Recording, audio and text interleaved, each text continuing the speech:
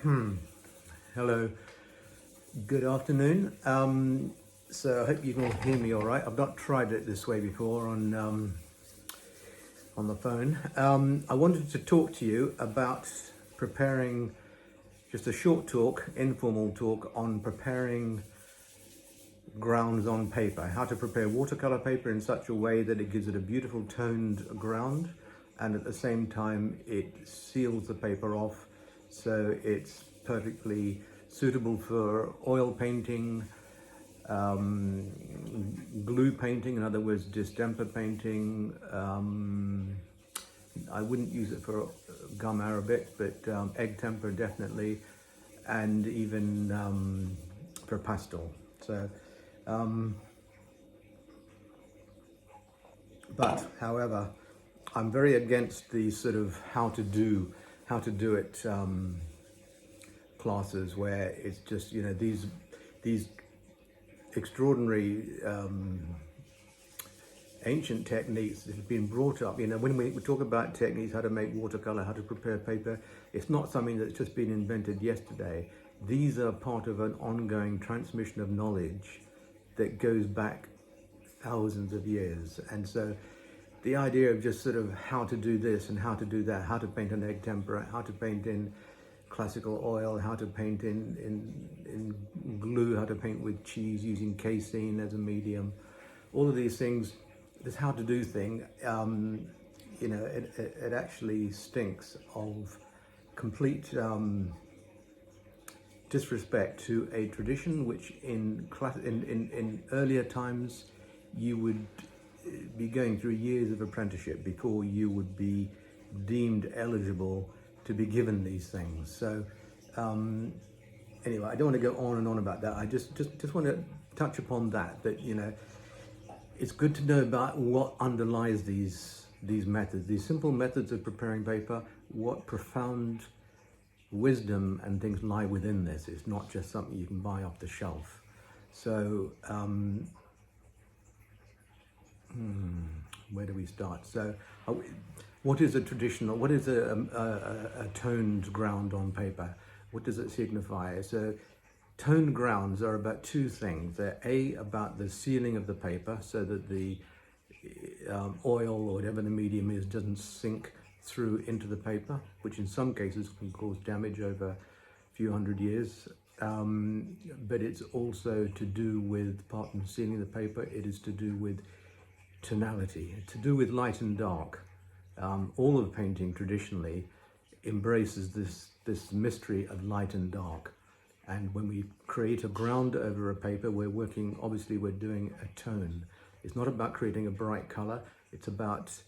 Maybe it's about temperature, warm and cool values, but essentially it's about tonality. And usually we start with a middle tone. The middle tone, if you like, is the mother of light, extreme light and extreme dark. It's the middle tone that unites these polarities, these extremes of one tone or another. You can't just have two tones, they'll fight together. There's no underlying unity. So the middle tone is really critical as the union of the opposites, if you like, the union of light and dark. So already it means much more than just a tone that you can, you know, talk about light and dark. There is a philosophy within that, the union of the opposites. You know, the light is the yang, and the darkness is the yin. You know, what is the yin? It's the primordial wisdom. It's not just a color or a darkness. It's primordial wisdom out of which all the universe manifests. And what is the light? It's the masculine active principle which brings that wisdom into being, manifests that wisdom into form. So we have the wisdom, which is emptiness and profound wisdom, and then the action, which is bringing into being, articulating and manifesting that wisdom in terms of physical form. So the union of these two, light and dark, when we're working in classical painting techniques, where it's all embraces this union of the mystery of darkness and the mystery of light. It's something that you have to understand when preparing a ground. That way, the preparation of a ground, the preparation of the paper, becomes more than just a mechanical act. It becomes a ritual which actually unites the outer action with inner experience or inner consciousness. It's a union of the outer and the inner. By working outwardly, we are nourishing and awakening that inner wisdom that lies within us. It's where all this comes from. Everything comes from within. The whole universe comes from within. So by working in these elements, we are embracing something that is as vast as the universe and as deep as the mystery of creation. So that's just an introduction to preparing paper for working within oil or other mediums. So I'm not going to actually talk about that now because I want to keep these short. I don't know how much space these things take up. It may be on Instagram.